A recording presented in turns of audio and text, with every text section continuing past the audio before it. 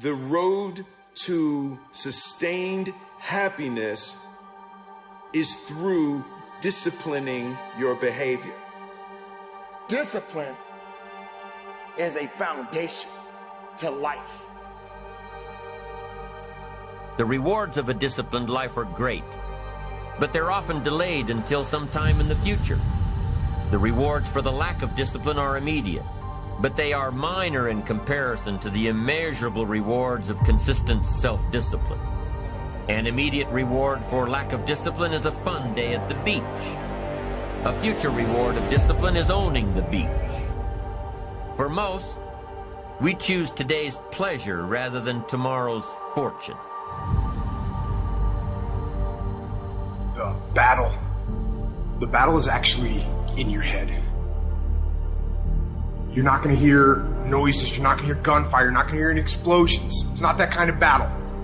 What's in your head is weakness and laziness, and they're not attacking, they're sneaking around.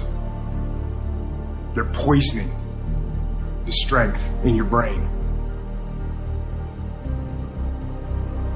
Don't say you can't. Don't say this is going to happen. Don't quantify it and say, well, if I show up, this better happen. Just show up and put the work in. You know life is going to happen as long as you believe in you. You got the right mindset. You got the right attitude. We can make it happen. Stop wasting valuable time, knowing that if we begin to live our lives as if each day were our last, our lives will take on a whole new meaning. Here's a good question to ask. What other discipline could I begin that would open up a whole new expression in my life of turning imagination into reality? Without discipline, there is no enterprise. Without discipline, there is no magnificent structure. Without discipline, there is no health. Without discipline, there is no advantage. There is no future. So discipline is all when it comes to imagination, having something real, believing in it, and turning it into reality. You can't be good and be a legend. You can't be great, really, and be a legend. You gotta be phenomenal. I want you to push for legend. It is the process of the grind that shapes you and forms you. It's not the game. You think you become a champion on the field? You don't. You become a champion when ain't nobody watching you. You're doing your own drills and your own way. You're doing what coach tell you to do, and you're doing your own stuff. You become a champion in the dark when ain't nobody looking. You don't become no champion when you put no doggone helmet on. You become a champion the way you eat.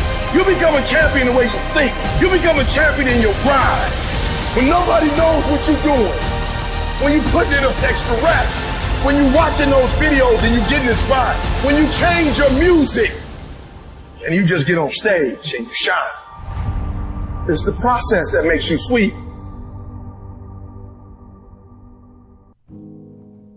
Take a bit of a look at yourself and think about what's not so good that you could improve, that you should improve by your own standards, and that you would improve, and set yourself a little goal.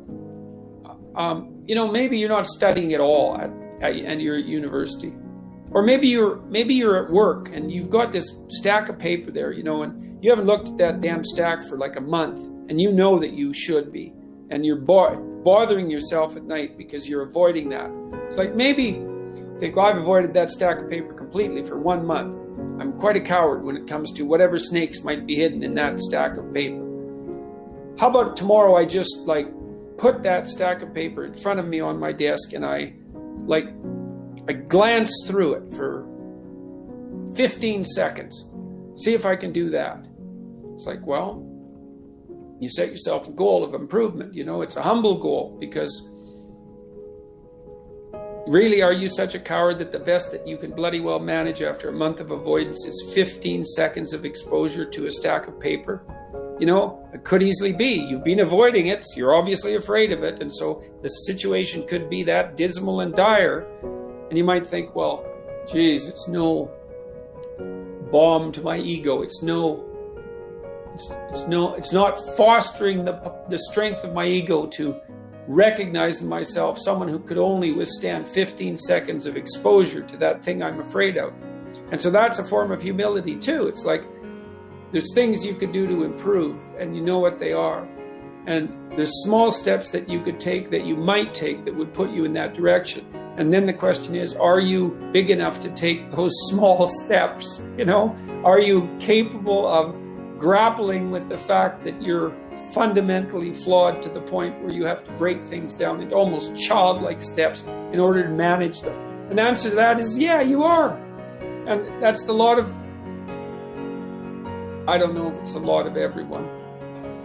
Most people have things they avoid, you know, and they're afraid of. So I would say to some degree, it's the lot of everyone. People vary in the degree to which they've conquered that. And you do meet people from time to time who are extraordinarily disciplined. But most of the time they've got disciplined in exactly this manner. It's through slow incremental improvement. And then you challenge yourself. It's like, well, could I do this? That would be better. And you find out, and then you think, well, is there something slightly larger and more challenging that I could do that would be better? And you try it and you find out. And as you try it and you find out, generally you get better at it and you can take on larger and larger challenges. And people use the word victim so much, and I don't really think we spend a lot of time really unraveling the idea.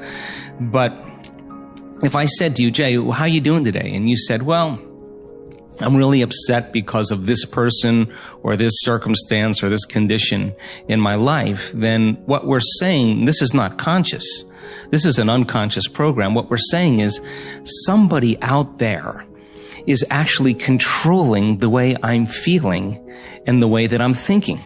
So if something out there is controlling your feelings and your thoughts, you're victim to whoever, whatever that is. Now, here's the challenge. The challenge is, when things go really well, then you are feeling really good.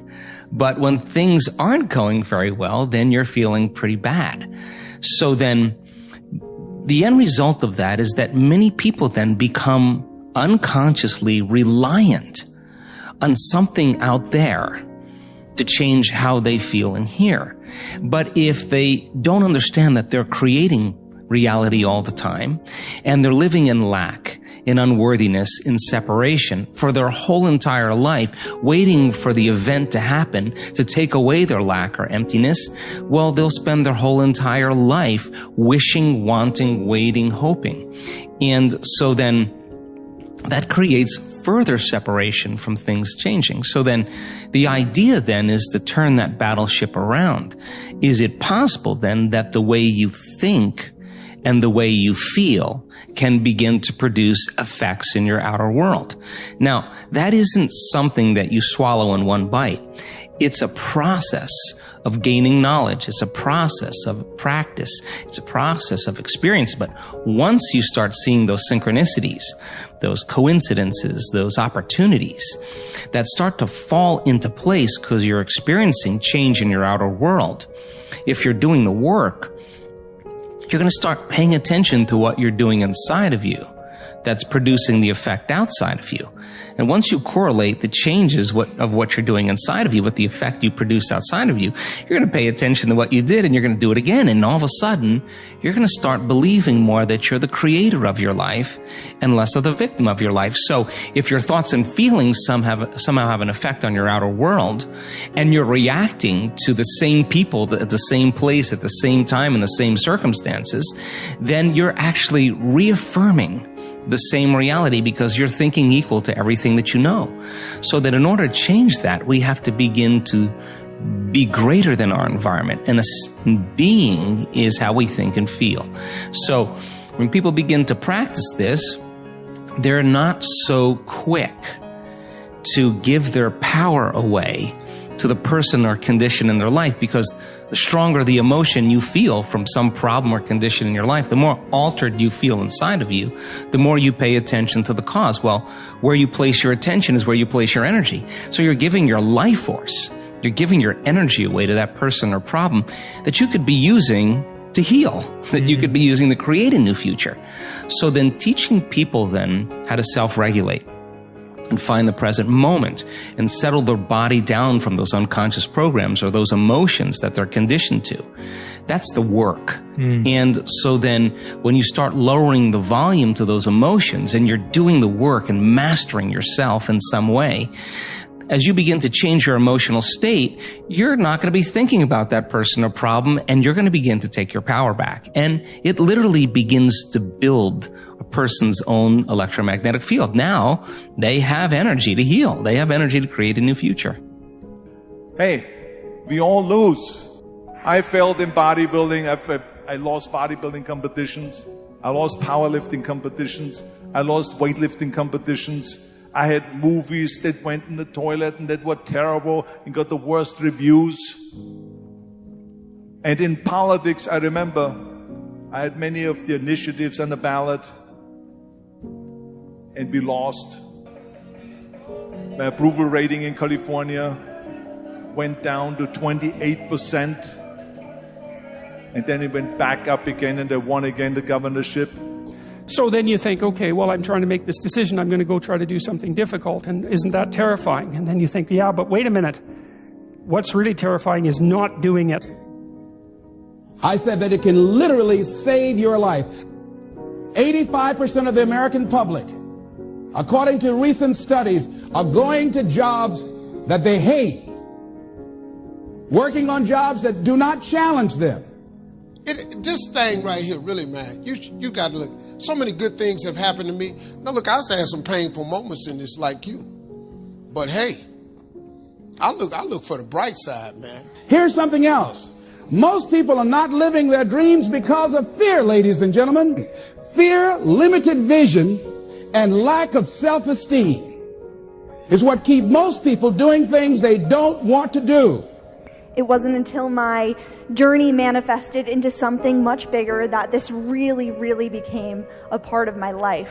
And what was terrible and slow and painful has become something that I love and I thrive on. And it's something that I'm so thankful to have as an outlet in my life today that I wouldn't have had otherwise if I hadn't dared to get involved in the first place.